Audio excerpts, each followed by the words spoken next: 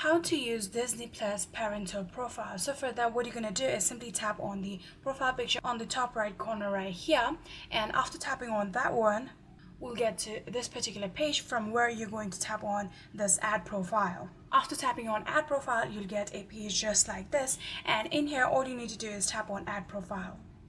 So after doing that, there will be the option of adding down the name for that profile. Simply do that and make sure that junior mode is turned on just like this. So if you want to create a pin for that profile, what you can do is simply tap on set profile pin and create the pin for that kid profile.